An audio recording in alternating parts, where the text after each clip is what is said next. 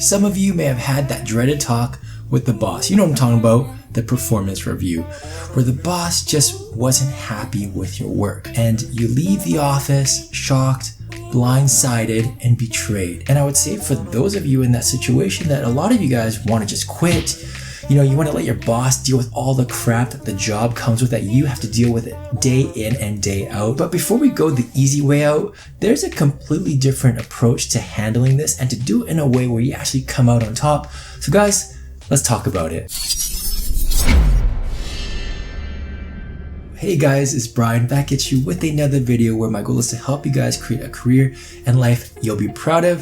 And if you want more videos on career search or career growth tips and insight from my experience behind company lines, then be sure to hit that subscribe button. Let's talk about the performance review. I mean, sometimes it just doesn't go well, and I've had to give some negative performance reviews in the past. What was really important to me was that when I was giving bad news to this person, I really wanted to determine if there is the desire for that person to actually be better, and assuming that they did want to get better, that they had all the tools at their disposal to improve. And I get it, in some instances it's actually a very lame and easy way for a horrible manager to scare the employee off so that they quit instead of firing them and having to pay severance. Most of the time, negative performance reviews are actually a good thing. The truth is, unfortunately, is that sometimes people just aren't in the right job. They're not in the right role, or maybe not in the right culture. You know, it's a very important signal to you to change things up. So with that said, here's how to handle a negative performance review so that you are better because of it.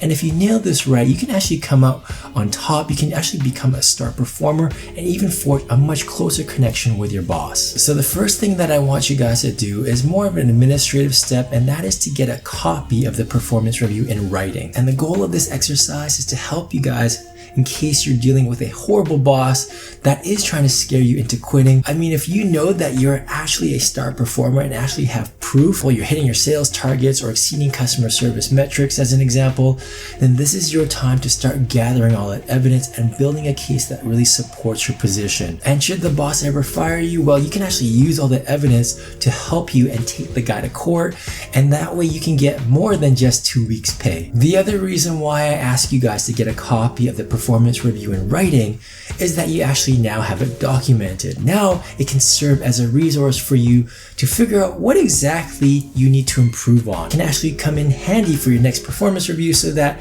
the following year you can actually show your boss, here's why I did amazing, because here are all the things in my last performance review that you knocked me on, and here are all the things I did to address it and how I knocked those out of the park. And to that point is the next step, which is about establishing clear expectations that really defines what success looks like.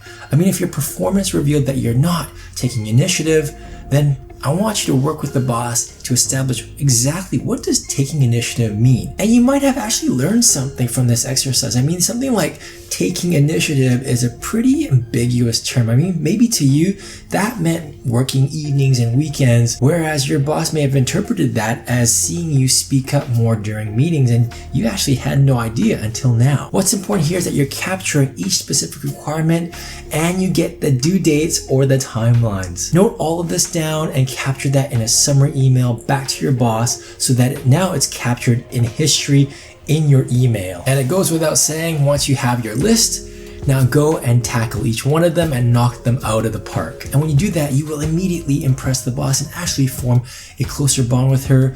A newfound respect for you will be found, and you guys can actually be a very powerful force together. Moving on, now typically performance reviews are done annually. In this instance, I want you to get another performance review sooner and make sure that this negative performance review, the whole situation, is addressed immediately. Once you've delivered on all the items or expectations that your boss has been looking for, get another review in place, get it in the books right away, have it documented to show that your boss is now satisfied and you guys can now move on. What I'm trying to stress here, guys, is that I don't want you guys to waste a year, right? I don't want you to wait another year for the next performance review to talk about the current situation. I want you guys to plug that situation up now within the next 3 months, let's say, of your bad performance review, so that now you've got another 10 months or so to actually aim for the next salary bump, salary increase, or maybe a promotion. Next point, and this is a very important one, is that you should have regular check-ins with your boss.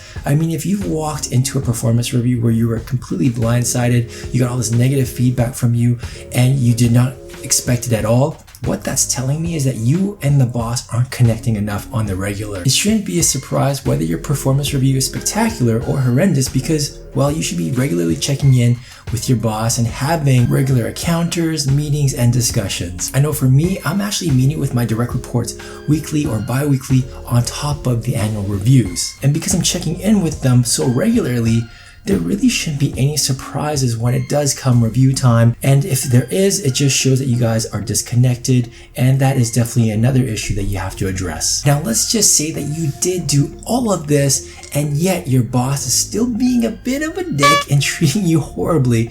Well, it's time for you to evaluate what your next move is and if you want to stay in this company or not. You can start thinking about whether or not you want to make a shift or work under someone else in the company, or maybe you want to switch companies altogether. Whichever way you go, guys, it's time to start scoping out your network and seeing what opportunities are out there. That might mean building your LinkedIn profile, talking to your coworkers, maybe taking a look at internal job postings and speaking directly to that hiring manager of that department. You're also going to have to realize that your current boss probably isn't going to be your biggest fan, so you're actually going to have to find other references, or as I stated before, build your case to show that you are a star performer. Bring all that evidence. Of course, you don't want to have anything confidential, but collect all that evidence. You can speak to it and show how you are a great performer and not need your manager's reference. And if this is exactly where you are, I think it's also time that you refresh your resume and cover letter, and that's where I can help you. I've got a ton of videos here that you guys can all check out,